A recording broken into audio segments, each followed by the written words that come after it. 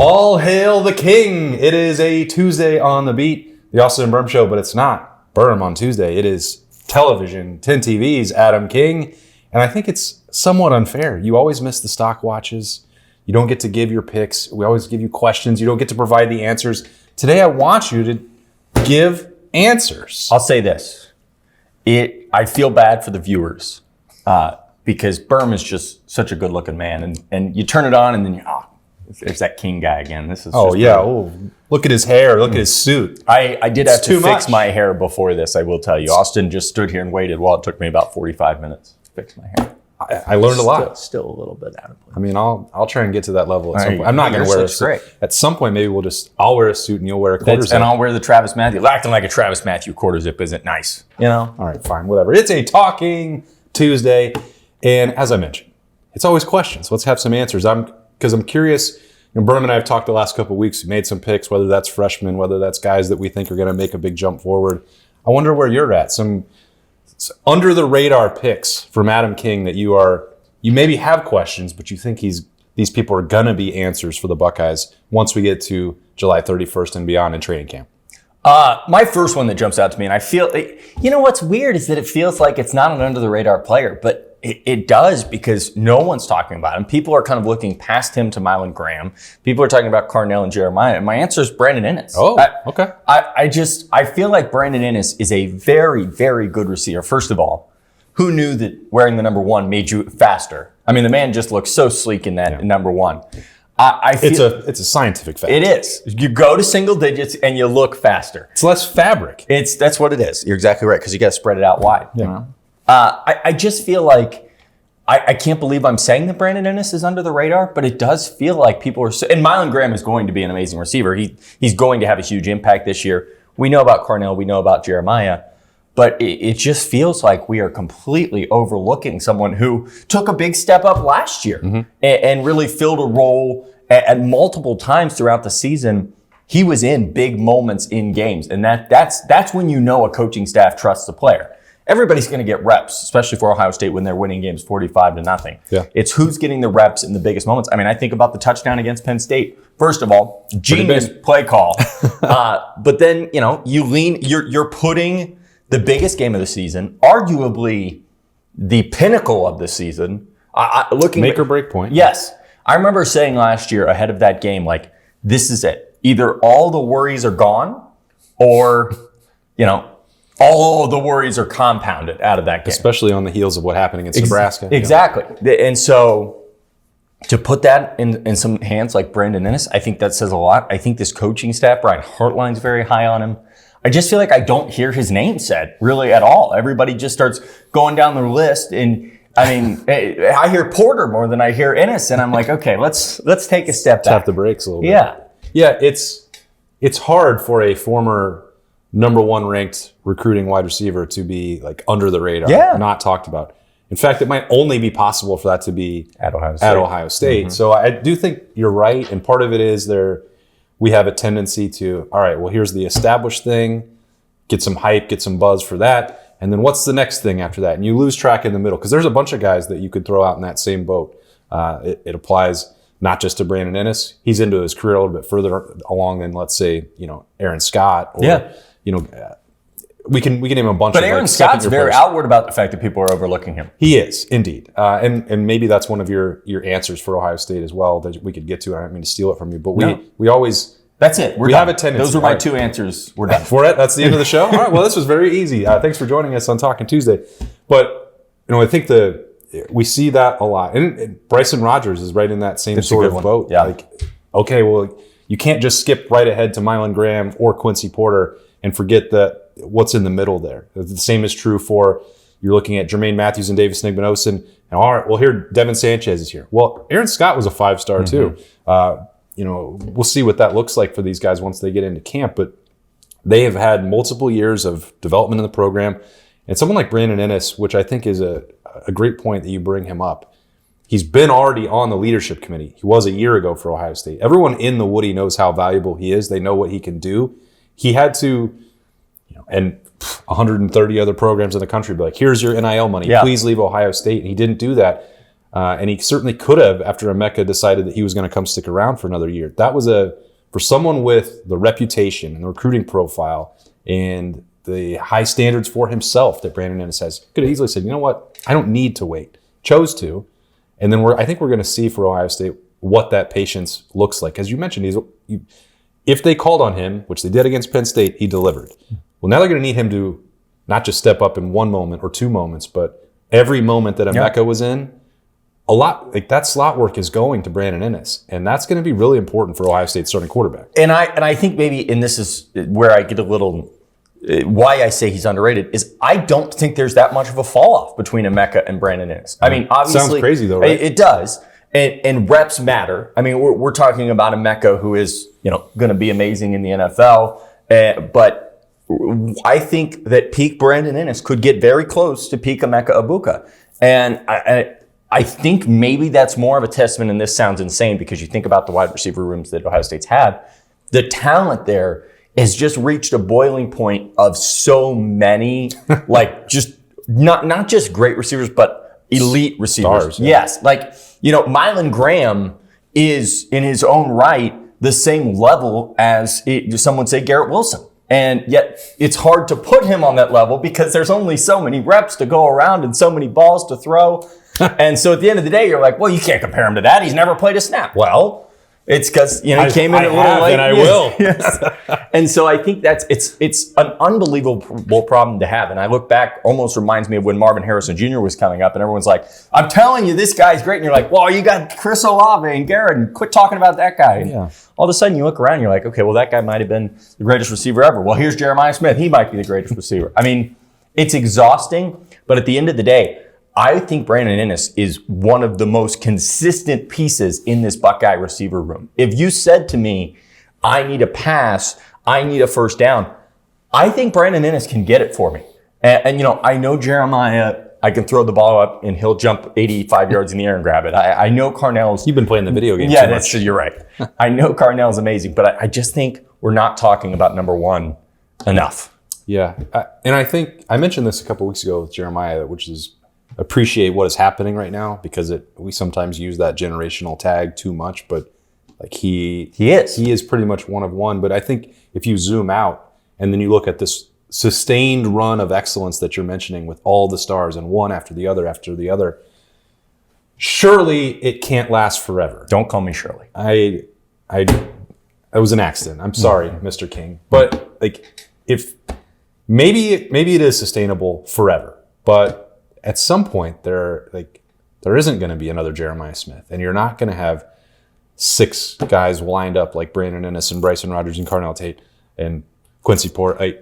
Maybe Brian Hartline is just so good that that's going to last forever, and that there's a wide receiver tree that he has planted, and it's going to bear fruit forever. But I'm just saying, on the off chance that it doesn't last forever, appreciate what's happening right now because it is.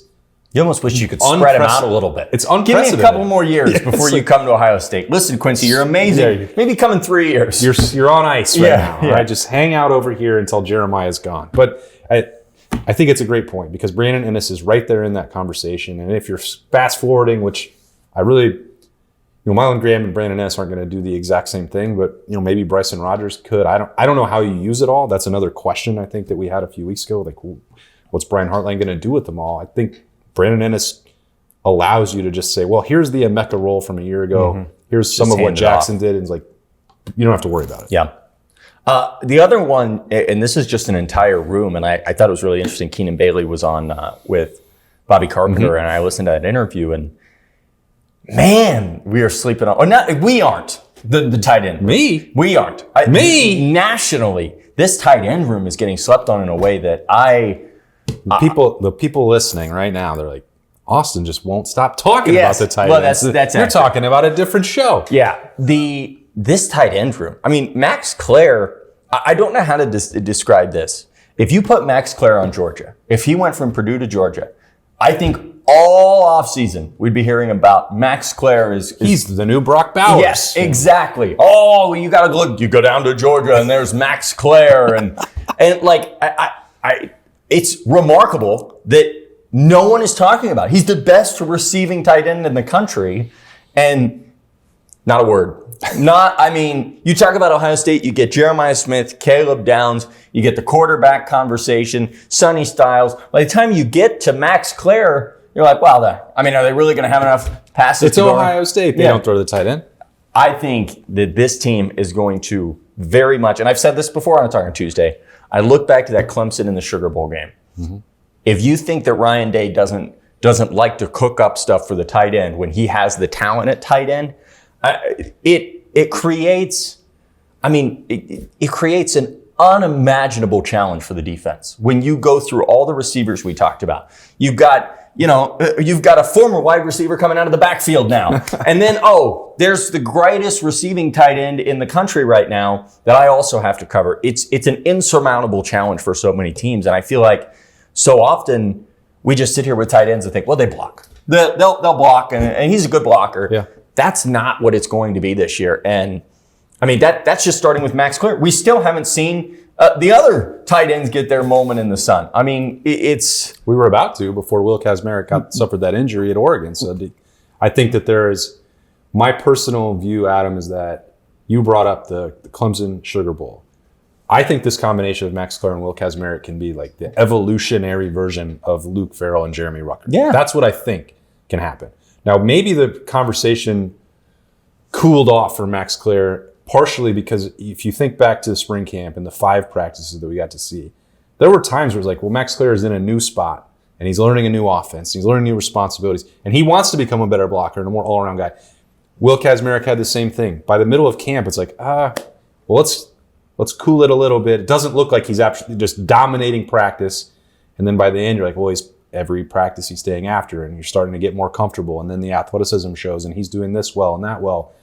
You know what? Max Clare's going to do the same thing. By the time he got to the spring game, it looked very different than practice number 1. And he makes that play down the middle. And it looked like, I don't know if it was the same route as Jeremy Ruckert in the Big Ten championship game. And it wasn't a one-handed catch, but it certainly jogged my memory to go back to that particular play. It's like, ooh, if this is what Ohio State has here, and Kazmarek can do the all-around stuff, and he's going to put his face mask on somebody's chest and put him in the ground, and if you need him to catch, he will, similar to Farrell, and then you're turning Max Clare loose down the seam like Jeremy Ruckert. That's going to be, whether it's Julian Sayin or Lincoln Kienholz, and we'll have all those conversations on July 31st, whoever it is, they're going to be reaping the benefits of that tight end stretching and putting teams in conflict over the middle of the field. And you mentioned Brandon Ennis, like both of those guys are going to be operating more in the middle of the field. Good luck. I think it's interesting. People often say you never see, and for the longest time, people say you couldn't see a team with an elite running back, elite wide receivers really utilize the tight end in a good way. Look at the modern NFL. Sure. When you look at the top teams in the modern NFL, look at the Lions. They've got Jahmyr Gibbs. They've got Amon-Ra St. Brown. And then, they've got the greatest young tight end in the league. You look at, obviously, the big one, the Chiefs, although they can't seem to find a wide receiver to save their lives now. It's a little bit different for them. Yeah, the 49ers. The utilization of a big tight end that can catch the football can absolutely change an offense. We talked about this a couple weeks ago. The G. Scott play absolutely set the tone for that Oregon game because nobody thought Ohio State's going to their tight end on the first play of this game. Yeah. And I am very excited to see. The one thing that Ryan Day has shown me the last few years is, and it's kind of the let Ryan Day cook. Like when Ryan gets, I said this to Chip after he's not here anymore, but I said this to Chip out of the national title that people said he's in his bag. Yeah. I said, do you know what in your bag means, Coach? And he said, I don't know what any of that means. And he just kind of laughed. But I said, Coach, you were in your bag here down the stretch. I remember, which game was it where he lost his backpack? He was not in his bag. He was so far in his bag. He was out of his bag. That it was lost. He didn't know where it was. And I'm so excited to see how they take all these pieces. And kind of by like week 5, everybody's like, well, I don't know how you stop this Buckeye offense. And maybe it's the video game. I'm all in on Julian Sayin. I think we can all agree. It still feels like he's leading this competition. I saw clips of him throwing it 75 yards in the air. In the air. Just perfectly drops it into Jeremiah Smith. Exactly. Guess it's over. It's over. But I just feel like the offense that lost so much, I am just really not worried. I'm like giddy to see the offense because, and my bold prediction was that tight end scored 2 touchdowns in the Texas game. And Really? I said that, and I'm sticking to it. Oh, I forgot. Yeah. I need to write these down. Yeah, write it down. I don't know. We'll just have another bold prediction show and be like, you know what, Austin, I'm 2 tight ends in this game that's coming up tomorrow. I mean, it sounds like you're rewatching a lot of the Clemson Sugar Bowl. Here's the problem. I have Jeremy Ruckert in one of my fantasy dynasty leagues. Uh-huh. I've been holding him for a long time. Yeah. It's just maybe with Justin Fields we can. I think that's what he needs. Rehash it all. Yeah, bring it back. Okay, so that's 2 offensive picks. Do you have someone on defense? Someone on defense. Have you ever seen the Dexter's Laboratory where he's got the little picture in the locker? Isn't it Laboratory? Dexter's Laboratory. He's got the picture in the locker, Yeah. and it's the guy. And one of my buddies has long had that picture with Kenyatta Jackson's face on the locker. And we're talking 2 years now. And anytime Kenyatta makes a play, he sends me that picture. And it's so funny because he has been on the Kenyatta Jackson train since the very beginning.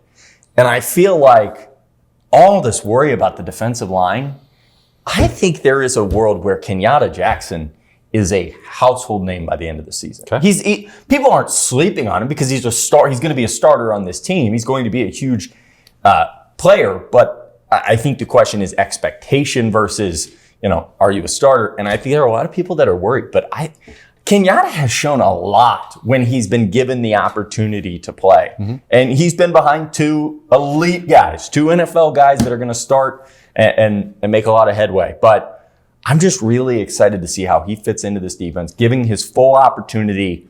I mean, if you're picking a leader in sacks for the season, I think he's got to be my pick. Do you think that's crazy to say? It feels like... No, it's not crazy to take... Yeah. I think the leading cut DE number 1. I mean, I think, I love watching Caden Curry. He plays with maniacal energy. Mm-hmm. It used to just be, hey, watch this kickoff coverage unit because there's a defensive end that's running down there and he's been begging for an opportunity and that's the only time he's going to go do it. It's like, Caden Curry is a great football player.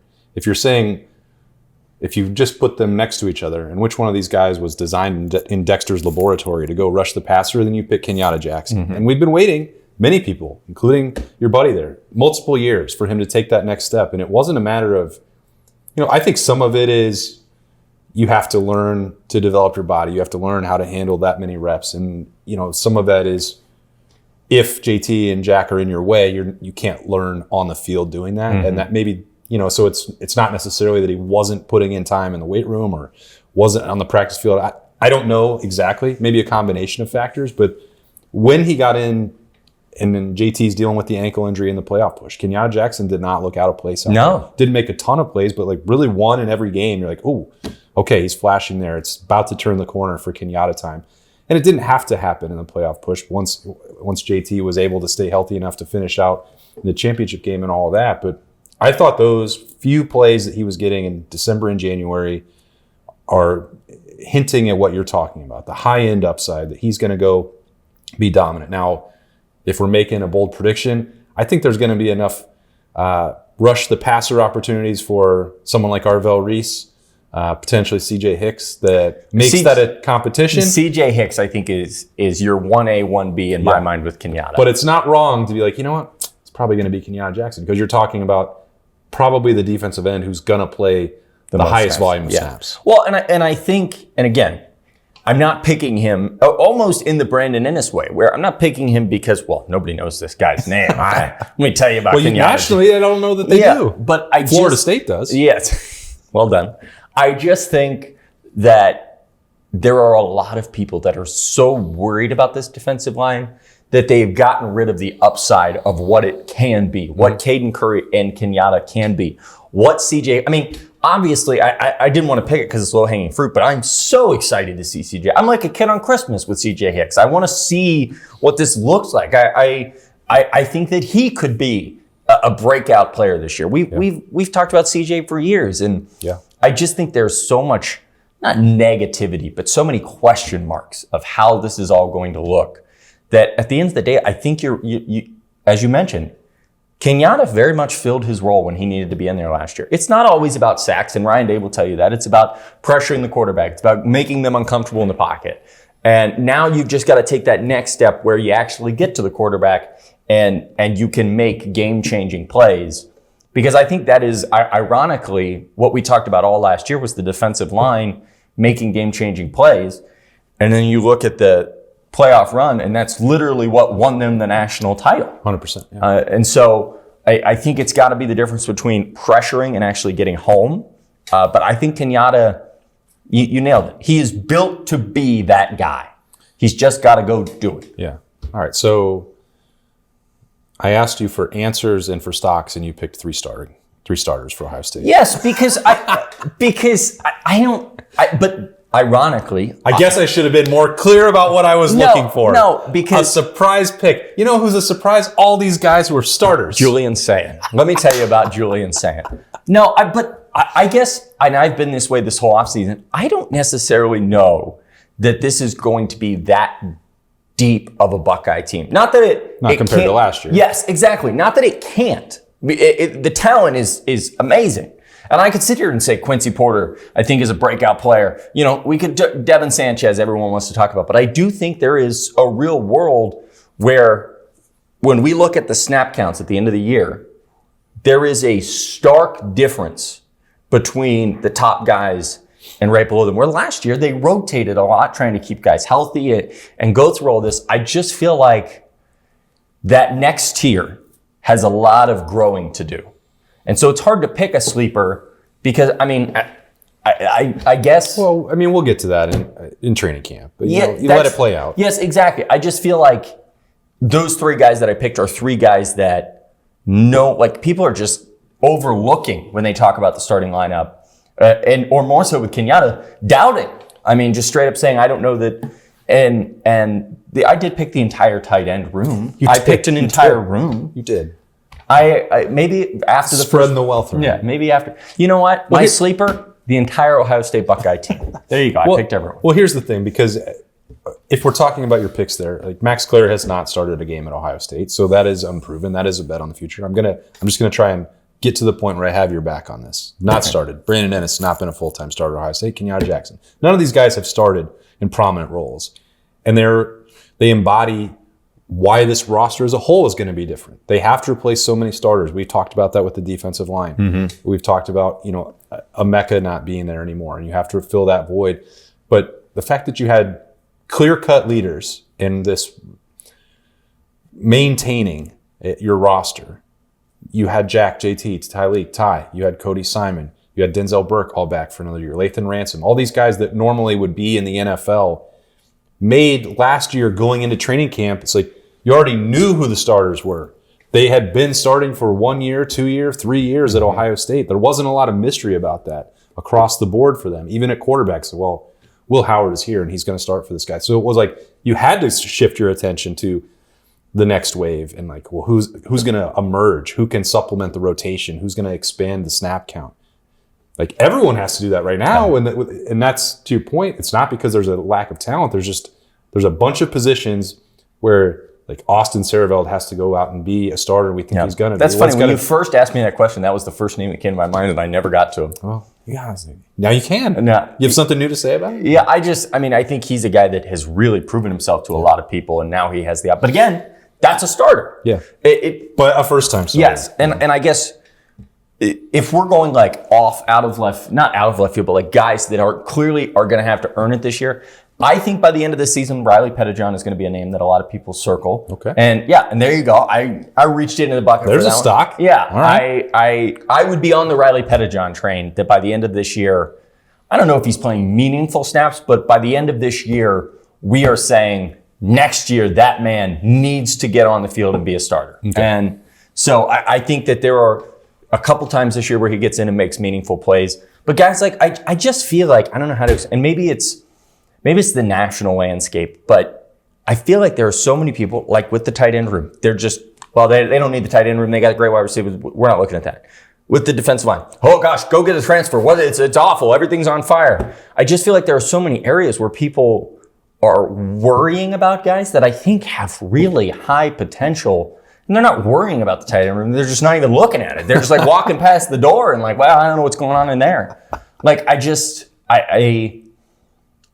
a little bit surprised at this point at how you mentioned it. You said it really well with the Brandon Ennis thing.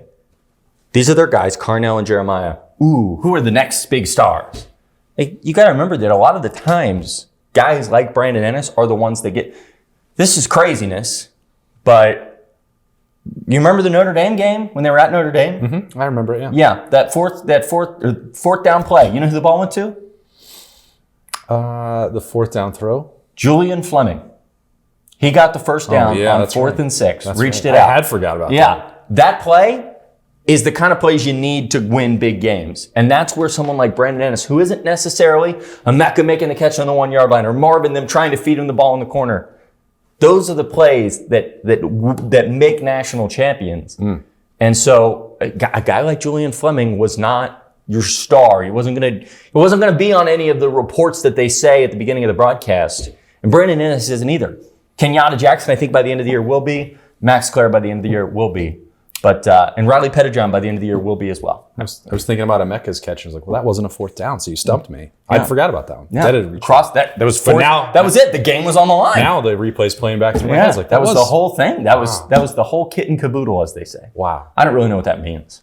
It sounds right to me. And if the King says it, it must be true. Great to get a little bit of a stock watch on Tuesday. Guess what? Next Tuesday will be Ohio State at Big Ten Media Days in Las Vegas. So we'll have some fresh football breakdowns. I read the comments.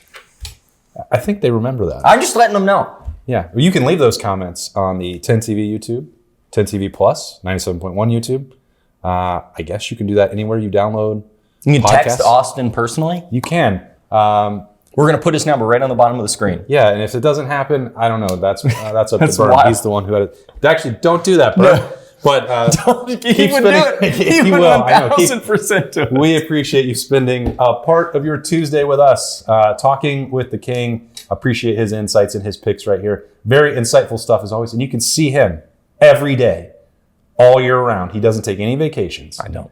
On 10 TV. Television's Adam King. I am merely Austin Ward. Thanks for joining us on The Beat. We'll talk to you tomorrow.